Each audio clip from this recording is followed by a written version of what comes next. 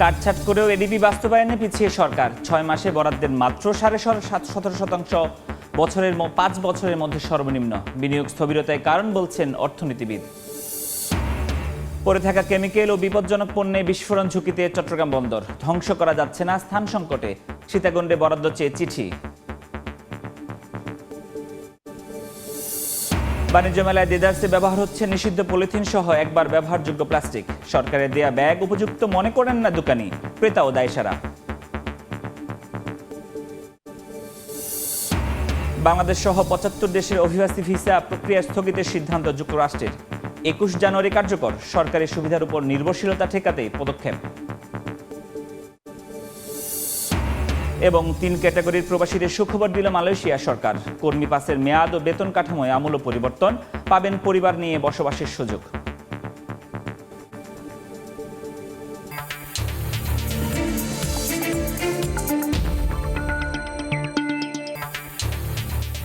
দেখছিলেন শিরোনাম। আমন্ত্রণ জানাচ্ছি দেশ ও দেশের বাইরের অর্থ বাণিজ্যের নানা খবর নিয়ে আমাদের নিয়মিত আয়োজন এসবের বাণিজ্যে। আপনাদের সঙ্গে আছি আমি ফরহাদ রহমান। কাটছাট করেও প্রকল্প বাস্তবায়নে পিছিয়ে পড়ছে সরকার। গেল জুলাই থেকে ডিসেম্বর পর্যন্ত এডিবিতে ব্যয়ের হার 17.54%, যা আগের 4 অর্থ বছরে একই সময়ের তুলনায় সর্বনিম্ন। এই তথ্য দিয়ে আইএমইডি বলছে 10% ব্যয় করতে পারেনি এমন বিভাগ, মন্ত্রণালয় রয়েছে 11টি। এজন্য বেসরকারি খাতে বিনিয়োগ স্থবিরতাকে দায়ী করে বিদেশি ঋণ নির্ভর প্রকল্প এগিয়ে নেওয়ার পরামর্শ দিচ্ছেন বিশ্লেষকরা। এমএস আরিফিনের রিপোর্ট। সংশোধিত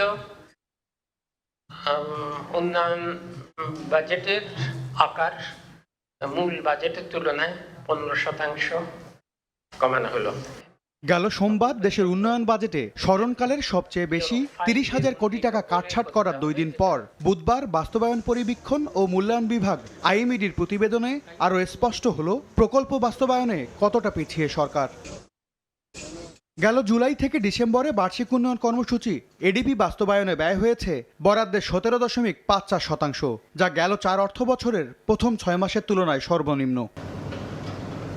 6 মাসের গড় বাস্তবায়ন 17.5-তে ঠেকলেও ব্যয়ের হিসাবে 10%ও ছুঁতে পারেনি এমন বিভাগ, মন্ত্রণালয় রয়েছে 11টি। 20% পৌঁছায়নি 27টি বিভাগ ও মন্ত্রণালয়। সর্বোচ্চ ব্যয় করে এগিয়ে রয়েছে খাদ্য ও পররাষ্ট্র মন্ত্রণালয় ও আইএমইডি নিজেই। অর্থনীতিকে গতিশীল করার জন্য, আপনার কনজামশন এক্সপেন্ডিচার বাড়ানোর জন্য, আপনার জিডিপি গ্রোথ বাড়ানোর জন্য কিন্তু বার্ষিক উন্নয়ন কর্মসূচি একান্ত অপরিহার্য। সুতরাং যে আপনার যে বৈদেশিক ঋণ নিয়ে যে প্রকল্পগুলো চলমান ছিল এবং যে প্রকল্পগুলো চলমান রয়েছে সেই প্রকল্পগুলো সামনের দিকে এগিয়ে নিতে হবে, এবং বৈদেশিক ঋণ নিয়ে যে প্রকল্পগুলো হাতে নেওয়া হয়েছে সেই প্রকল্পগুলো থেকে রিটার্ন যাতে আসে সেই প্রকল্পগুলোই কিন্তু এখন চলমান রাখা উচিত। চলতি অর্থ বছরে এডিপির আকার 2,38,000 কোটি টাকা ধরা হলেও বাস্তবায়ন খরায় প্রথমার্ধ শেষে সংশোধিত এডিপি ঠিক করা হয়েছে 2,08,000 কোটি টাকা। এমএস আরিফিন, সময় সংবাদ, ঢাকা। দীর্ঘদিন ধরে পড়ে থাকা বিপুল পরিমাণ কেমিক্যাল ও বিপজ্জনক পণ্য চট্টগ্রাম বন্দরকে ফেলেছে বিস্ফোরণ ঝুঁকিতে। জায়গার অভাবে ধ্বংসও করা যাচ্ছে না। গেল 4 বছর ধরে এসব বিপজ্জনক পণ্য ধ্বংসের জন্য সীতাকুণ্ডে 10 একর জায়গা চেয়ে চিঠি চালাচালি করছে কাস্টম হাউস, বন্দর এবং জেলা প্রশাসন। সাক্ষাৎ ত্রিপুর ক্যামেরায় বিস্তারিত জানাচ্ছেন কমল দে। চট্টগ্রাম বন্দরের বিভিন্ন শেড এবং ইয়ার্ডে বিপজ্জনক পণ্যবাহী 371টি কন্টেনার রয়েছে। এর মধ্যে 328টি কন্টেনার পণ্য কিছুটা নিলামযোগ্য হলো, বাকি 43টি পণ্য বোঝাই কন্টেনার এবং কেমিক্যাল পুরোপুরি ধ্বংস করতে হবে। যত দ্রুত বন্দর থেকে ডেলিভারি হয় কিংবা ডিসপোজাল হয় ততই বন্দর ঝুঁকিমুক্ত থাকে, কারণ একটা আন্তর্জাতিক বন্দর এই ধরনের ঝুঁকি নিয়ে সবসময় থাকাটা নিরাপদ না। এই অবস্থায় ডেঞ্জারাস গুডস ধ্বংসের জন্য 4 বছর ধরে চিঠি চালাচালির পর সীতাকুণ্ডের জঙ্গল সলিমপুরে 10 একর জায়গা বরাদ্দ পাওয়ার আশা করছে চট্টগ্রাম কাস্টম হাউস। জায়গাটা বরাদ্দ পেলে ডিজি গুডস নিয়ে যে ঝুঁকি রয়েছে, পরিবেশের যে হুমকি রয়েছে, সেটি আর থাকবে না। শুধু ইয়ারে বিপজ্জনক পণ্যবর্তী কন্টেনার নয়, বন্দরের অভ্যন্তরের পিসেরে 1012 প্যাকেজ কেমিক্যাল এবং বিপজ্জনক পণ্য রয়েছে, যার মধ্যে দীর্ঘদিনের পুরাতন ও ধ্বংসযোগ্য কেমিক্যালের পরিমাণ অন্তত 122 প্যাকেজ। শিল্পের কাঁচামাল হিসাবে আমদানি করা বিভিন্ন কেমিক্যাল এবং দাহ্য বস্তু জাহাজ থেকে নামানো 24 ঘন্টার মধ্যে ডেলিভারি নেওয়ার যে বিধান বন্দর কর্তৃপক্ষ চালু করেছে, সাম্প্রতিক সময়ে তা অনেকটা সফল। তবে জটিলতা বাড়াচ্ছে দীর্ঘদিন ধরে নিলামের অপেক্ষায় থাকা কেমিক্যাল এবং দাহ্য বস্তু, যেগুলো পড়ে আছে বিভিন্ন শেড এবং ইয়ার্ডে। মূলত শিল্পের কাঁচামাল হিসেবে এসব পণ্য আমদানি হলো পরবর্তীতে ল্যাব টেস্ট সহ নানামুখী জটিলতায় খালাস প্রক্রিয়া আটকে যায়। আমলার জটিলতা, রাসায়নিক পরীক্ষার এখানে সিস্টেমের কারণে জটিলতা, নির্দিষ্ট সময় পরীক্ষা করতে পারে না এই পরীক্ষাগারে। পর্যালোচনাকারীর যে দল, নিরপেক্ষ দলের গাফিলতিটাই আমার মনে হয় সবচেয়ে ইম্পর্টেন্ট। কিছু অ্যাডমিনিস্ট্রেটিভ জটিলতা ছিল, সেই জটিলতা এখন নিরসন হয়েছে। বিভাগীয় কমিশনার কার্যালয় থেকে জেলা প্রশাসনকে নির্দেশনা দেওয়া হয়েছে। অতিদাহ্য পদার্থ সোডিয়াম নাইট্রোক্সাইডবাহী 4টি কন্টেনার 2024 সালে সিলেটে ধ্বংস করা হয়েছিল। কমল দে, সময় সংবাদ, চট্টগ্রাম। অন্তর্বর্তী সরকারের খসড়া জ্বালানি ও বিদ্যুৎ মহাপরিকল্পনা নিয়ে সংবাদ সম্মেলন করছে গবেষণা প্রতিষ্ঠান সিপিডি। সরাসরি চলে যাচ্ছে সেখানে। 30% মতো যেটি আমাদের কাছে মনে হয়েছে সমস্যাপূর্ণ, সেটি হচ্ছে কয়লার একটা উস্ফলন আমরা দেখতে পাচ্ছি। যদিও সেটা শেয়ারে কম, কিন্তু যখন আমরা অ্যাবসলিউট টার্মস বা মেগাওয়াটে চিন্তা করছি, তখন আমরা দেখছি যে কয়লার একটি বড় জাম্প হয়েছে। এবং পাশাপাশি এখানে নতুন করে নিউক্লিয়ার এনার্জির একটা জাম্প আমরা দেখতে পাচ্ছি। কারণ আমাদের পরে আমরা দেখলাম যে নতুন একটি নিউক্লিয়ার পাওয়ার প্ল্যান্ট করার কথা এখানে প্রপোজ করা হয়েছে। যেটা কিনা আরেকটা চিন্তার বিষয়, সেটা হচ্ছে আমাদের যে বিদ্যুৎ আমদানি সেটাকে কমিয়ে 1% নিয়ে যাওয়ার কথা বলা হয়েছে। মানে এখানে একটা বড় প্রশ্নের উদয়মান হতে পারে যে যেহেতু আমরা বলে এসেছি যে আমাদের জন্য নবায়নযোগ্য জ্বালানি আমদানি করা অন্য দেশ থেকে সাশ্রয়ী হবে, তাহলে কেন আমরা বিদ্যুৎ আমদানির ক্ষেত্রে এটা কমিয়ে এখন যত আছে তার চেয়েও কমিয়ে 1% নিয়ে যাব। এবং আমি যখন আমাদের যে জ্বালানি রিসোর্সেসের কথা বলছি বা আমাদের যে প্রাইমারি এনার্জি সিনারিওর কথা যখন বলছি, তখন মূলত এই প্ল্যান 3টা ফেজে এইটার একটা রূপরেখা দিয়েছে। 2026 থেকে 30, 30 থেকে 40 এবং 40 থেকে 50। এবং সেখানে যদি আপনারা লক্ষ্য করে দেখেন, প্রথম ফেজে বা প্রথম 26 থেকে 30-এর মধ্যে গ্যাসের ক্ষেত্রে তারা বলছে 140টা গ্যাস কূপ খনন করার কথা বলা হয়েছে। এবং এলএনজিতে নতুন করে আমাদের এখন যে এলএনজি আমদানি আছে সেগুলোকে প্রতীয়মান রাখার কথা বলা হয়েছে। কয়লার ক্ষেত্রে বড় পুকুরিয়াতে নতুন করে স্টেবিলাইজেশন এন্ড অ্যাসেসমেন্টের প্রকল্পের কথা বলা হয়েছে। এবং পরবর্তীতে যখন আমরা ফেজ 2-তে দেখছি, তখন আমরা দেখলাম যে দিঘিপাড়া জামালগঞ্জকেও ডেভেলপমেন্টের কথা বলা হয়েছে। অর্থাৎ প্রথম 2 ফেজে কয়লার 2040 সালের মধ্যে একটা তাদের টার্গেট আছে যে কয়লাকে আরো ডমিনেন্ট ভাবে আমাদের ফুয়েল মিক্সের মধ্যে নিয়ে আসার। এবং সরাসরি যুক্ত ছিলাম ধানমন্ডি থেকে। এবার বন্দর বাণিজ্যের খবর।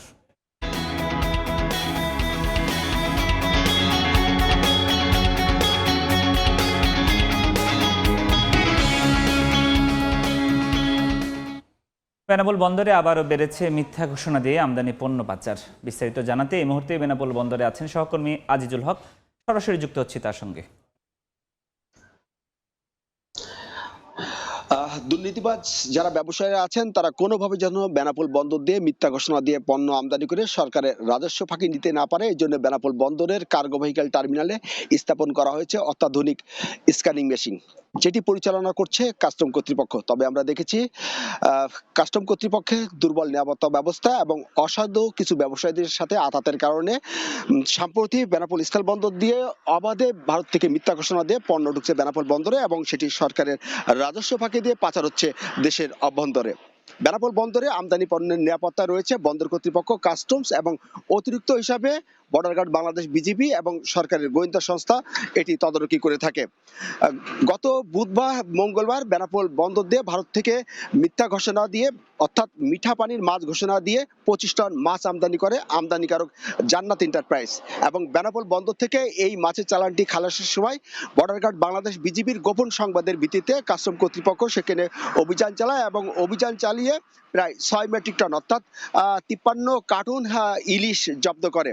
পরবর্তীতে কাস্টম কর্তৃপক্ষ শুধুমাত্র আমদানিকারককে জরিমানা করে সেই ইলিশটি চালানটি অকশন দেয়। সাধারণ ব্যবসায়ীরা আমাদেরকে বলছেন যে শুধুমাত্র অপরাধীদের অর্থাৎ সিএনডি ব্যবসায়ীদের বিরুদ্ধে বড় ধরনের শাস্তিমূলক কোনো ব্যবস্থা না নিয়ে জরিমানা করায় কিন্তু কোনোভাবে অসাধু ব্যবসায়ীরা তারা যে শুল্ক ফাঁকির প্রবণতা সেই শুল্ক ফাঁকির প্রবণতা কিন্তু বেনাপোল বন্দরে কমছে না। ফলে বেনাপোল বন্দরে কিন্তু যে রাজস্ব ঘাটতি সেটি কিন্তু বড় আকারে বেড়ে চলেছে। গত চলতি 2025-26 অর্থ বছরে বেনাপোল বন্দর থেকে জাতীয় রাজস্ব বোর্ড এনবিআর যে রাজস্ব লক্ষ্যমাত্রা দিয়েছিল সে 6 মাসে আমরা দেখতে পেয়েছি প্রায় 1013 কোটি কিন্তু রাজস্ব ঘাটতি দেখা গেছে। তো এই ছিল বেনাপোল স্থল বন্দরে যে দুর্বল নিরাপত্তা ব্যবস্থার কারণে বেনাপোল বন্দরে যে শুল্ক ফাঁকি দিন দিন বেড়ে চলেছে তার সর্বশেষ। সরাসরি যুক্ত ছিলাম বেনাপোল স্থলবন্দর থেকে। এবার জানাবো পুঁজিবাজারের খবর। ঊর্ধ্বমুখী প্রবণতায় চলছে দেশের প্রধান পুঁজিবাজার ঢাকা স্টক এক্সচেঞ্জ ডিএসসির লেনদেন। সবশেষ খবর জানাতে সরাসরি চলে যাচ্ছে ডিএসসির ওয়েবসাইটে। আমরা যেটি দেখতে পাচ্ছি যে গতকালকের মতন আজকে সকাল থেকে ঊর্ধ্বমুখী প্রবণতায় ডিএসসির লেনদেন চলছে। এখন পর্যন্ত 19.43 পয়েন্ট বেড়ে ডিএসসির প্রধান যে সূচক অর্থাৎ ডিএসসি এক্স অবস্থান করছে 4985.94 পয়েন্টে এবং ডিএসসি সরিয়া সূচকে পয়েন্ট বেড়েছে 4.72 পয়েন্ট এবং সেটি এখন অবস্থান করছে আমরা দেখতে পাচ্ছি 1002.63 পয়েন্টে অবস্থান করছে। একই রকম প্রবণতা আমরা দেখতে পাচ্ছি যে বাছাইকৃত 30টি সূচকেও সেক্ষেত্রে আমরা দেখতে পাচ্ছি 8.49 পয়েন্ট বেড়েছে 1916.70 পয়েন্টে তারা এখন অবস্থান করছে। আর এখন পর্যন্ত এই 1 ঘন্টা 20 মিনিটের মতন লেনদেন হয়েছে 108.87 টাকার লেনদেন হয়েছে। সেক্ষেত্রে দাম বৃদ্ধির যে প্রবণতা সেটিও কিন্তু আমরা দেখতে পাচ্ছি। 213টি প্রতিষ্ঠানের শেয়ারের দাম বেড়েছে আর কমেছে মাত্র 74টি প্রতিষ্ঠানের, অপরিবর্তিত রয়েছে আমরা দেখতে পাচ্ছি 82টি প্রতিষ্ঠানের। আমরা একটু এখন পর্যন্ত যারা আসলে শেয়ার লেনদেন করেছে তাদের মাঝে শীর্ষ প্রতিষ্ঠানগুলো শেয়ারের পরিমাণ আমরা দেখে নিতে চাই। আমরা এখন পর্যন্ত দেখছি স্কয়ার ফার্মা, অ্যাপেক্স স্পিনিং, খান ব্রাদার্স, মালিক স্পিনিং এবং ক্রিস্টাল ইন্স্যুরেন্স, এই 5টি প্রতিষ্ঠান কিন্তু তাদের শেয়ার বিক্রিতে সবচেয়ে বেশি অবস্থানে আছে। এর মাঝে সবচেয়ে বেশি শেয়ার বিক্রি করেছে স্কয়ার ফার্মা, তারা বিক্রি করেছে প্রায় 6 কোটি টাকার উপরে শেয়ার এবং তাদের প্রত্যেকটি শেয়ার বিক্রি হচ্ছে এখন 211 টাকা, যেটি গতকালকে 209 টাকায় বিক্রি হয়েছিল। অর্থাৎ এই প্রতিষ্ঠানের শেয়ারের প্রতি আমরা দেখতে পাচ্ছি বিনিয়োগকারীদের আগ্রহ বেড়েছে। অ্যাপেক্স স্পিনিং তারা প্রতিটি শেয়ার বিক্রি করছে এখন 201 টাকা 80 পয়সায়, যেটি আসলে এর আগে 184 টাকায় গতকালকে তারা শেষ পর্যন্ত শেয়ার বিক্রি করেছিল। এছাড়া খান ব্রাদার্সের প্রত্যেকটি শেয়ার 45 টাকা এবং মালিক স্পিনিং এর 29 টাকা 80 পয়সা এবং ক্রিস্টাল ইন্স্যুরেন্সের ক্ষেত্রে আমরা যেটি দেখতে পাচ্ছি 70 টাকা 80 পয়সায় তারা প্রত্যেকটি শেয়ার তারা বিক্রি করছে। এই যে 5টি প্রতিষ্ঠান তাদের মাঝে সবচেয়ে বেশি শেয়ার কিন্তু বিক্রি করেছে স্কয়ার ফার্মা 6 কোটি, আর বাকি যে প্রতিষ্ঠানগুলো 5 কোটি 2 কোটি 2 কোটি এবং 2 কোটি 6 লাখ টাকার মতন শেয়ার তারা কিন্তু আসলে বিক্রি করেছে। তো ডিএসসি এখন পর্যন্ত লেনদেনের এই ছিল আমার কাছে সবশেষ পরিস্থিতি। পরিবেশ দূষণ ঠেকাতে আইন করে দেশে নিষিদ্ধ হয় পলিথিনের ব্যবহার। পলিথিন সহ সিঙ্গেল ইউজ প্লাস্টিককে এবার ঢাকা আন্তর্জাতিক বাণিজ্য মেলায় ঘটা করে নিষিদ্ধ করে বাণিজ্য মন্ত্রণালয়। তবে মেলার পুরো চিত্র উল্টো, দেদারসে ব্যবহার হচ্ছে পলিথিন। সরকারের দেয়া ব্যাগ উপযুক্ত নয় বলে দাবি দোকানিদের, আর নিজেদের নিরুপায় বলে দায় এড়াচ্ছেন ক্রেতারা। তোফাজ্জল হোসেনের রিপোর্ট। পলিথিনের ব্যাগে ভরে পণ্য নিয়ে ঢাকা আন্তর্জাতিক বাণিজ্য মেলায় হাঁটছেন ক্রেতারা, অথচ মেলা প্রাঙ্গণে এই ব্যাগ ব্যবহারে নিষেধাজ্ঞা দিয়েছে বাণিজ্য মন্ত্রণালয়। দোকানীদের ঘাড়ে দায় চাপিয়ে নিজেদের দায় মুক্তি নিচ্ছেন তারা। প্লাস্টিকগুলো কিন্তু বিদেশি স্টল থেকে দেওয়া হচ্ছে, পলিথিন এগুলা নিষিদ্ধ করার জন্য এবং আমাদের বিকল্প কোনো কিছু দেওয়ার জন্য। তাদের কাছে এটা ছাড়া আর ভারী কোনো কিছু নাই। জিনিসটা ওয়েট অনেক 5 কেজির মতো। এখন দেখা গেছে আমি আবার পাটের দোকানে গিয়ে আনার কষ্ট করি। দোকানদার এটা দেওয়া উচিত, কিন্তু সবাই তো আর এটা আইনটা মানছে না। এখন এখানে যেহেতু ওনারা দিচ্ছে বা প্রশাসনের লোক আছে, ওনারাদের দেখার উচিত এটা কেন পলি দিচ্ছে। অন্যদিকে নির্দ্বিধায় পলিথিনের ব্যাগে ভরে পণ্য দিচ্ছেন বিক্রেতারা, দায় চাপাচ্ছেন আয়োজক প্রতিষ্ঠান ইপিবির কাঁধে। বলছেন বড় পণ্য বহনের মতো জুতসই ব্যাগের সরবরাহ নিশ্চিত করতে পারেনি সরকার। এইসব নিয়ে আমরা কিছু শুনি নাই, জানিও না। আমরা যে প্রোডাক্ট ওনারা পছন্দ করতেছে আমরা ভালো করে প্যাকেজিং করেই দিচ্ছি। মেলা কর্তৃপক্ষ থেকে আমরা পরিবেশ বান্ধব ব্যাগ পেয়েছি, আর একটু বড় হলে ভালো হতো। প্লাস্টিকের আছে, আমাদের অন্য ইয়ে আছে, ওইসব ব্যাগ দিয়ে দিই। মালিক পক্ষ যদি আমাদেরকে কাপড়ের ব্যাগ দেয় আমরা কাপড়ের ব্যাগে দেবো, মালিক পক্ষ যদি আমাকে পলিথিন দেয় আমি পলিথিনে প্যাক করতে বাধ্য। আইন নিষেধাজ্ঞা না মানলে কি হবে? মেলা প্রাঙ্গণ জুড়ে কোথাও চোখে পড়েনি সেই সচেতনতামূলক কার্যক্রম ও তদারকি। এই দাবির সত্যতা মানলেও কেন এমন অব্যবস্থাপনা সে বিষয়ে ক্যামেরার সামনে কথা বলতে চাননি মেলায় থাকা আয়োজক প্রতিষ্ঠানের কেউই। এবারের আন্তর্জাতিক বাণিজ্য মেলায় সম্পূর্ণরূপে নিষিদ্ধ করা হলেও দোকানিরা পণ্য বহনে ক্রেতাদেরকে দিচ্ছেন পলিথিন ব্যাগ। সঠিক তদারকির অভাবে এই পলিথিন ব্যাগের ব্যবহার বাণিজ্য মেলায় বন্ধ হচ্ছে না। তোফাজ্জল হোসাইন, সময় সংবাদ, ঢাকা। দর্শক, প্রতিবেদনটি দেখছিলাম। এ বিষয়ে আলোচনার জন্য আমাদের সঙ্গে ভার্চুয়ালি যুক্ত হয়েছেন বাংলাদেশ কারুশিল্প উপহার সামগ্রী রফতানিকারক সমিতির সভাপতি রাশিদুল করিম মুন্না। জনাব রাশিদুল করিম মুন্না, এই সময়ের বাণিজ্যে আপনাকে স্বাগত। ধন্যবাদ। আমরা পলিথিনের ব্যবহার নিয়ে একটি প্রতিবেদন দেখছিলাম। বাণিজ্য মেলায় এবার আবারও উদ্বোধনের দিন ঘটা করে জানানো হলো পলিথিনের ব্যাগ ব্যবহার নিষিদ্ধ। তারপরেও আমরা দেখছি আসলে পলিথিনের ব্যাগ দেদারসে ব্যবহার হচ্ছে। আপনারা যারা বিকল্প পণ্য তৈরি করেন, আপনাদের কাছে সিদ্ধান্তটি কেমন মনে হয়? ধন্যবাদ আপনাকে। দেখেন, পৃথিবীর এখন প্রায় 100টা দেশে single used plastic bag ban হয়েছে এবং সেই ব্যান করার জায়গাতে কিছু ইনিশিয়েটিভ প্রত্যেকটা দেশের সরকার নিয়েছে জনগণকে নিয়ে।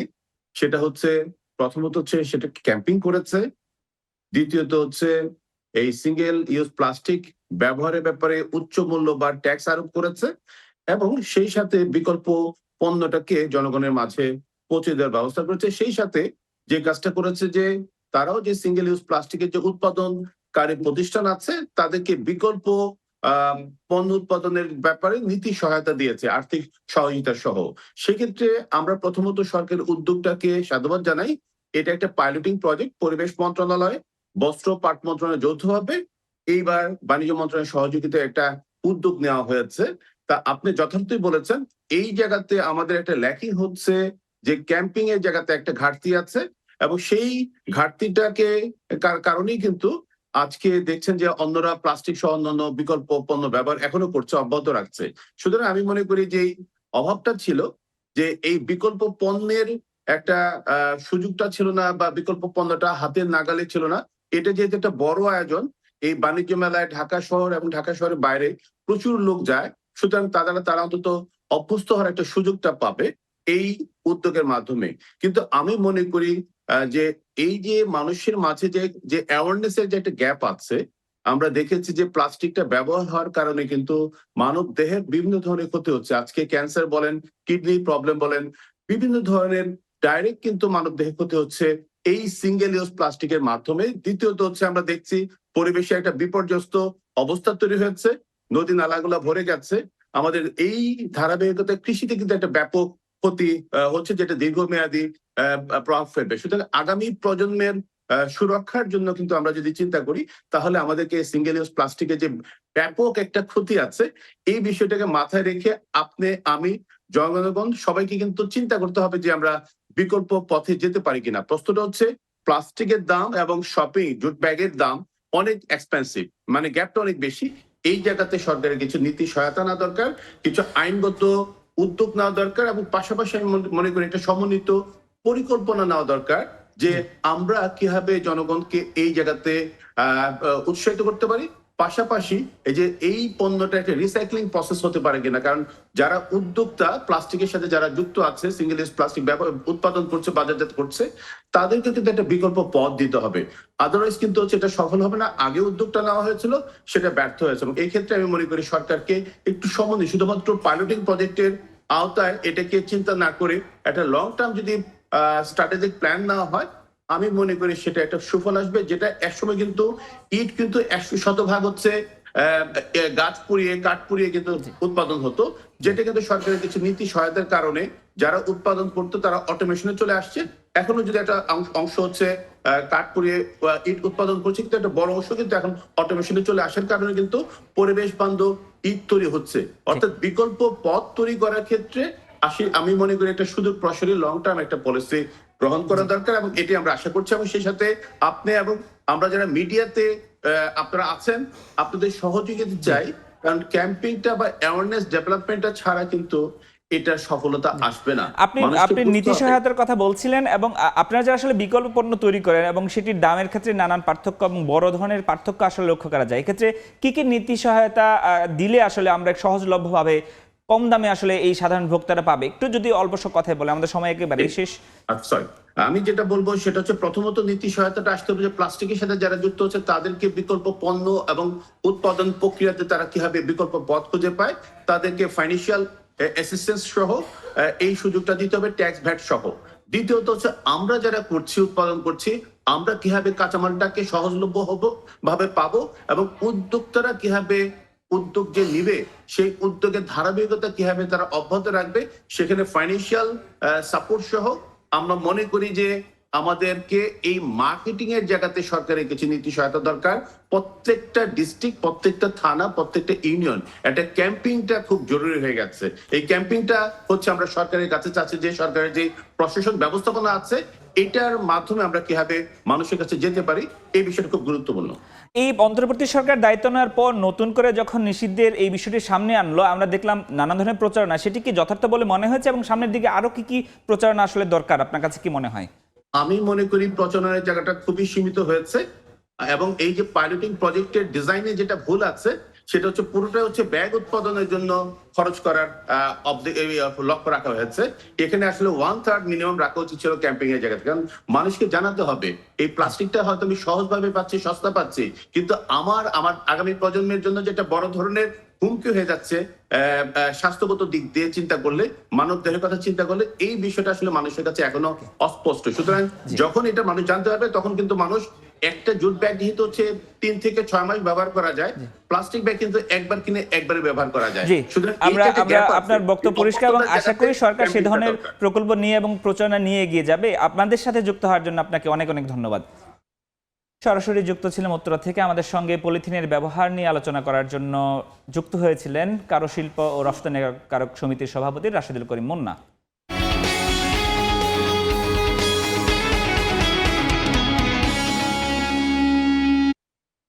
প্লাস্টিকের ব্যাগ অথচ উৎপাদনের 6 মাস পর পচে মিশে যাবে মাটিতে। কোনো কোম্পানির রাবার আবার আগুনে পুড়ে না এবং নানা ধরনের আধুনিক পণ্য মিলছে রাজধানীতে বসা আনুষঙ্গিক পণ্যের মেলায়। পরিবেশ সুরক্ষাকে গুরুত্ব দিয়ে এসব পণ্যের বিশ্ববাজার দখলে চীন, ভিয়েতনামের সঙ্গে প্রতিযোগিতায় বাংলাদেশ এগিয়ে যাবে বলে দাবি উদ্যোক্তাদের। রাজধানী ঢাকায় বসেছে আনুষঙ্গিক পণ্যের মেলা গ্যাপ এক্সপো, যেখানে অংশ নিয়েছে দেশি বিদেশি 350 প্রতিষ্ঠানের 1,500 স্টল। কোম্পানিগুলো মেলে ধরছে নিজেদের সক্ষমতা আর পণ্যের উপযোগিতা। আমেরিকা বেস কাস্টমারকে কিভাবে গ্র্যাব করা যায় সেটা আমাদের মূল টার্গেট। মেলাটাতে পার্টিসিপেট করার মেইন যে উদ্দেশ্যটা সেটা হচ্ছে ব্র্যান্ডিং। আমরা এখন যে ইলাস্টিকটা করছি এটা ফায়ার রেজিস্ট্যান্ট হয়, এটা আগুনে পুড়বে না। বিশেষ ধরনের আমরা এই পলিটাকে আমরা মার্কেটে নিয়ে আসছি। এইটা 180 দিন পরে অটোমেটিক্যালি মাটির সাথে মিশে যাবে। আমরা FSC সার্টিফাইড, GRS সার্টিফাইড। আমাদের স্ট্যান্ড কোথায়, আমাদের কিভাবে আমরা কাস্টমারদের সাথে বেটার সাপ্লাই করি সেগুলো আমরা কাস্টমারদের সাথে ইনফর্ম করছি। পণ্যের গুণে মানে প্রতিযোগী দেশগুলোকে পেছনে ফেলে বিশ্ববাজার দখলে নিত্য নতুন প্রযুক্তির ব্যবহার বাড়ানো হচ্ছে বলে জানান উদ্যোক্তারা। প্রতিটা আমাদের product biodegradable, compostable, recyclable product আমরা করছি। চায়না, ভিয়েতনাম, কোরিয়া তাদের সাথে কম্পিটিশন করে ইউরোপ, আমেরিকা এদের সাথে আমরা মাল সাপ্লাই দেওয়ার কাজ করতেছি। আমাদের দায়িত্ব হচ্ছে মডার্ন টেকনোলজির সাথে আমাদের দেশকে বা দেশে যে সমস্ত ফ্যাক্টরিগুলো আছে তাদের সাথে ইন্ট্রোডিউস করে দিই। নতুন কোনো ব্যবসায়িক ধারণা বা চলমান ব্যবসার উৎপাদনশীলতা বাড়াতে এ ধরনের আয়োজন দেশের অর্থনীতিতে গুরুত্বপূর্ণ অবদান রাখে বলে জানান আগত দর্শনার্থীরা।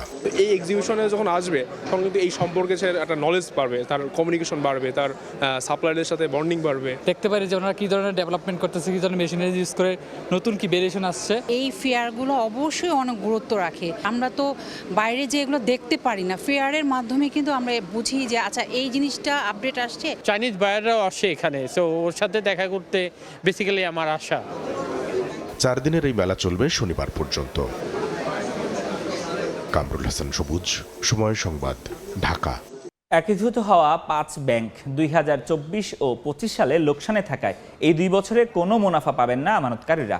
অডিট রিপোর্টের ভিত্তিতে এই সিদ্ধান্ত নিয়েছে বাংলাদেশ ব্যাংক। 5 ব্যাংকের প্রশাসকদেরও এই নির্দেশ দিয়ে চিঠি দেওয়া হয়েছে। কোনো অ্যাকাউন্ট থেকে মুনাফা যদি স্বয়ংক্রিয়ভাবে গ্রাহকের হিসাবে যুক্ত হয়েও থাকে তা কেটে নেওয়া হবে। এতে আমানতের স্থিতি কমে আসবে। 5 ব্যাংকে আমানতকারীদের প্রায় 1,42,000 কোটি টাকা জমা রয়েছে। এর বিপরীতে ঋণ রয়েছে 1,93,000 কোটি টাকা, যার বড় অংশই খেলাপি।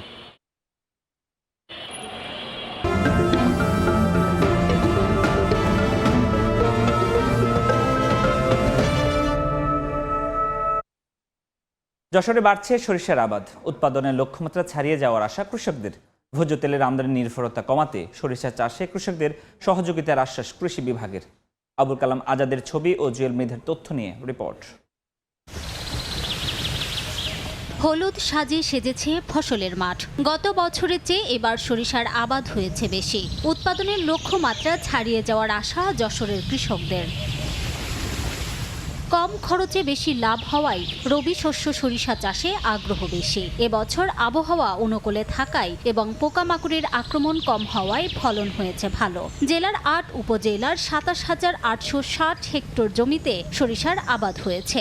আমাদের এই মাটিটা ধান কাটার পরে পড়ে থাকে, তা আমাকে লাভজনক হবে বলে আমরা সরিষা চাষ করেছি। ৩৩ শতকে 2 বিঘা জমি চাষ করেছি। সরিষা এবছর দেখা যাচ্ছে খুব ভালো, বাম্পার ফলন হবে আশা করা যায়। ৫-৭ বছর ধরে সরিষার চাষ করতেছি। এখন আগে করতাম দেশি, এখন করি বাড়ি 14। কৃষকদের উৎসাহ প্রদান করে এবং প্রণোদনা বাস্তবায়নের মাধ্যমে ১৮০ হেক্টর সরিষা আবাদ বৃদ্ধি করা হয়েছে। ভোজ্য তেলের আমদানি নির্ভরতা কমানোর পাশাপাশি কৃষকের অর্থনীতি সমৃদ্ধিতে সরিষার আবাদ জুড়ে নেই। কৃষকদের সব ধরনের সহযোগিতার আশ্বাস কৃষি বিভাগের। মাঠ পর্যায়ে আমরা সবসময় কৃষকদের পাশে আছি, যেন কোনো ধরনের শীতের কারণে বা কোনো ধরনের রোগ পোকামাকড়ের আক্রমণ সরিষাতে না আসে। কৃষকদেরকে সহযোগিতা করছি, পরামর্শ দিয়েছি। কৃষি বিভাগের তথ্য মতে জেলায় ৩৩,৪৩২ মেট্রিক টন সরিষা উৎপাদনের আশা করা হচ্ছে। সময় সংবাদ, যশোর। আগামী কয়েক মাস মার্কিন কেন্দ্রীয় ব্যাংক ফেডারেল রিজার্ভ নীতি সুদহার অপরিবর্তিত রাখবে, এমন প্রত্যাশায় মার্কিন ডলারের মান বাড়ছে। ডলারের বিপরীতে কিছুটা ঘুরে দাঁড়িয়েছে জাপানি ইয়েন। কর্পোরেট খাতে ডলারের চাহিদা বাড়ায় কিছুটা দুর্বল অবস্থায় রয়েছে ভারতীয় রুপি, তবে স্থিতিশীল রয়েছে বাংলাদেশি মুদ্রার মান। বুধবার মার্কিন ডলারের বিপরীতে 18 মাসের মধ্যে সর্বনিম্নে নেমে যায় জাপানি ইয়েন। তবে দেশটির অর্থমন্ত্রীর মুদ্রাটি শক্তিশালী করতে প্রয়োজনে বাজারে হস্তক্ষেপ করার কথা জানানোর পর তা কিছুটা ঘুরে দাঁড়িয়েছে। সকালে মান 0.4% বেড়ে $1 সমান দাঁড়িয়েছে 158.57 ইয়েন। আগামী কয়েক মাস মার্কিন কেন্দ্রীয় ব্যাংক ফেডারেল রিজার্ভ নীতি সুদহার অপরিবর্তিত রাখবে, এমন প্রত্যাশাকে সামনে রেখে বাড়ছে ডলারের মান। ডলার সূচক দাঁড়িয়েছে 99.129। তবে কমছে ইউরোর মান 0.03% কমে প্রতি ইউরো সমান দাঁড়িয়েছে $1.16। আর প্রতি ব্রিটিশ স্টার্লিং সমান দাঁড়িয়েছে $1.36।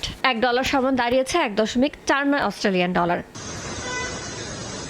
কর্পোরেট খাতে ডলারের চাহিদা বৃদ্ধি ও মুদ্রা বাজারে রিজার্ভ ব্যাংক অফ ইন্ডিয়ার সম্ভাব্য হস্তক্ষেপের মুখে কিছুটা দুর্বল অবস্থায় ভারতীয় রুপি। প্রতি ডলার সমান দাঁড়িয়েছে 90.29 রুপি।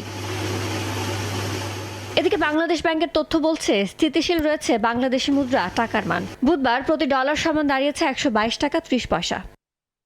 ইয়ানুর শিফাত, সময় সংবাদ। বাংলাদেশ সহ 75টি দেশের জন্য অভিবাসী ভিসা কার্যক্রম সাময়িকভাবে স্থগিত করার সিদ্ধান্ত নিয়েছে যুক্তরাষ্ট্র। ফক্স নিউজের এক প্রতিবেদনে বলা হয়েছে 21 জানুয়ারি থেকে এটি কার্যকর হবে।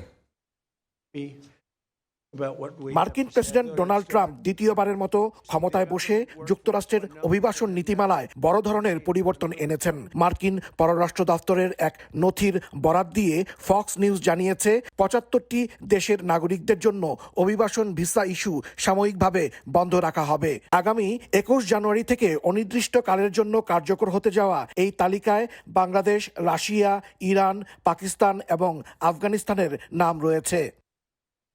মার্কিন পররাষ্ট্র দপ্তরের এক মুখপাত্র বার্তা সংস্থা রয়টার্সকে ভিসা প্রক্রিয়া স্থগিত করতে যাওয়ার বিষয়টি নিশ্চিত করেছেন। এই কড়াকড়ির মূল কারণ হিসেবে পাবলিক চার্জ আইনকে সামনে আনা হয়েছে। সম্প্রতি যুক্তরাষ্ট্রের মিনেসোটায় বড় ধরনের জালিয়াতি কেলেঙ্কারির পর সোমালিয়া বিশেষ নজরদারিতে এসেছে বলে জানিয়েছে ফক্স নিউজ। এই জালিয়াতি চক্র ধরা পড়ার পরেই কিছু দেশের ভিসা স্থগিতের প্রক্রিয়াটি আরও ত্বরান্বিত করা হয়েছে। বিশেষজ্ঞরা বলছেন এই ভিসা শুধুমাত্র অভিবাসন আবেদনকারীদের ক্ষেত্রে প্রযোজ্য হবে। আন্তর্জাতিক ভ্রমণ, শিক্ষা ও ব্যবসায়িক কার্যক্রমে কোনো প্রভাব ফেলবে না। যারা অনেক দিন যাবত বছরের পর বছর আমেরিকার জন্য অপেক্ষা করছেন তাদের জন্য এটা অত্যন্ত দুঃখজনক। এর আগেও ট্রাম্প প্রশাসন 2019 সালে পাবলিক চার্জ নীতিমালা কঠোর করেছিল, কিন্তু পরবর্তীতে বাইডেন প্রশাসন তা কিছুটা শিথিল করে। যুক্তরাষ্ট্রের এই নতুন নীতি ট্যুরিস্ট ও বিজনেস অর্থাৎ B1, B2 ভিসা ও স্টুডেন্ট ভিসার ক্ষেত্রে প্রযোজ্য হবে না। ইমিগ্রেশন ভিসার উপর স্থগিতাদেশের ফলে চলতি বছর 2026 সালে বৈধভাবে যুক্তরাষ্ট্রে 3 লাখেরও বেশি অভিবাসী আসতে পারবেন না। যা যুক্তরাষ্ট্রের মোট অভিবাসন ভিসার প্রায় অর্ধেক। হাসানুজ্জামান সাকি, সময় সংবাদ, যুক্তরাষ্ট্র। মালয়েশিয়ায় প্রবাসী কর্মীদের জন্য বড় ধরনের নীতিগত পরিবর্তনের ঘোষণা দিয়েছে দেশটির স্বরাষ্ট্র মন্ত্রণালয়। আগামী 1 জুন থেকে কার্যকর হতে যাওয়া এই নতুন নিয়মে সব ক্যাটাগরির পাসধারীরাই দেশটিতে সপরিবারে বসবাসের সুযোগ পাবেন। স্থানীয় সময় বুধবার মালয়েশিয়ার স্বরাষ্ট্র মন্ত্রণালয় প্রবাসী কর্মীদের জন্য বড় ধরনের নীতিগত পরিবর্তনের ঘোষণা দিয়েছে। নতুন নীতিমালা অনুযায়ী উচ্চ দক্ষতা সম্পন্ন প্রবাসীদের এমপ্লয়মেন্ট পাসের মেয়াদ 5 থেকে 10 বছর পর্যন্ত সুনির্দিষ্ট করা হয়েছে। এখন থেকে প্রফেশনাল ক্যাটাগরি 1-এর আওতায় 10 বছর মেয়াদী পাসের জন্য ন্যূনতম বেতন হতে হবে 20,000 রিঙ্গিত। ক্যাটাগরি 2-এর জন্য 10,000 থেকে 19,999 এবং ক্যাটাগরি 3-এর জন্য 5,000 থেকে 9,999 রিঙ্গিত বেতন নির্ধারণ করা হয়েছে। সরকার জানিয়েছে এই সংস্কারের মূল লক্ষ্য মালয়েশীয়দের কর্মসংস্থান নিশ্চিত করা। নির্দিষ্ট সময়সীমা থাকায় নিয়োগকর্তারা এখন থেকে স্থানীয় দক্ষ জনবল তৈরিতে সাকসেশন প্ল্যান গ্রহণ করতে পারবেন। বিশেষ করে প্রফেশনাল 2য় ও 3য় ক্যাটাগরির ক্ষেত্রে স্থানীয়দের প্রশিক্ষণ দেওয়া বাধ্যতামূলক করা হয়েছে। তবে এই ঘোষণা কার্যকর হওয়ার পর থেকেই সব ক্যাটাগরির পাসধারীরা সপরিবারে বসবাসের সুযোগ পাবেন। 1 জুন পূর্ণাঙ্গ বাস্তবায়নের আগে শিল্প মালিকদের সঙ্গে আলোচনার মাধ্যমে এই প্রক্রিয়াটি স্বচ্ছ করার পরিকল্পনা নিয়েছে সরকার। মোহাম্মদ আব্দুল কাদের, সময় সংবাদ, কুয়ালালামপুর, মালয়েশিয়া। এই ছিল এই সময় বাণিজ্যে। দুপুর 12টার সময় সংবাদের সঙ্গে থাকবেন মালিয়া সোহরাওয়ার্দী। ধন্যবাদ ফরহাদ। দুপুর 12টার সময় সংবাদ নিয়ে আসছে কিছুক্ষণ পর, সঙ্গে থাকুন সময়।